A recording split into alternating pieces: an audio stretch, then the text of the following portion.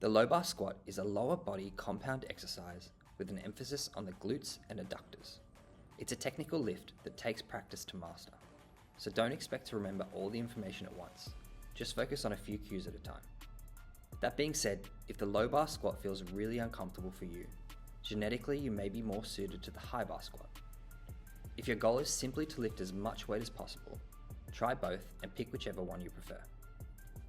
To set up, set the bar just below shoulder height in the rack. Stand with your feet just outside hip width under the bar, placing it on your rear delts. Grip the bar with your hands as close as your shoulder mobility allows. Pull your elbows back and shoulder blades down. Pulling your elbows back creates a shelf of muscle for the bar to sit on the rear delts, and pulling your shoulder blades down engages your lats for core stability and creates rigidity in the upper back. Next, unrack the bar and take 2 to 3 steps back.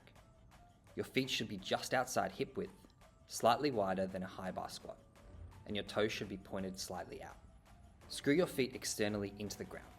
This helps with hip position and stability, knee tracking, foot stability, and force production. Lastly, brace your core. To brace your core, we need to create a neutral spine and intra-abdominal pressure.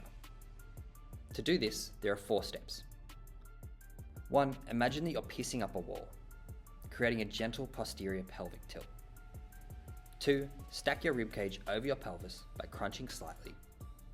3. Engage your lats by pulling your shoulders down toward your hips. And 4. Breathe into your stomach, expanding the side walls of your abdominals. Note that how much you tilt your pelvis or crunch your ribcage will depend on the individual's static posture. You're simply aligning your ribs and pelvis.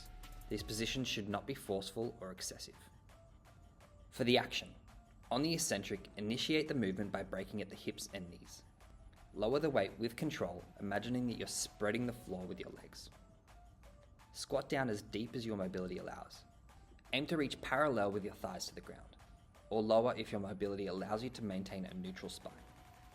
Hold your breath as if you're squatting underwater, and take a breath before each rep. Take time to rebrace your core and screw your feet into the ground before each rep. On the concentric, extend your hips and knees by leg pressing the floor away, reaching the crown of your head to the ceiling. For proper alignment, make sure the bar isn't placed too low.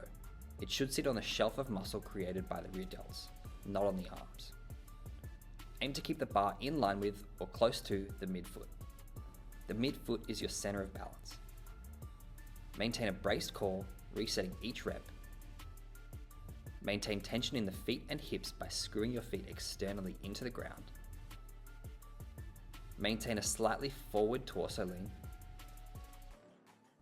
Keep your knees tracking over your toes, not allowing your knees to cave in or out excessively.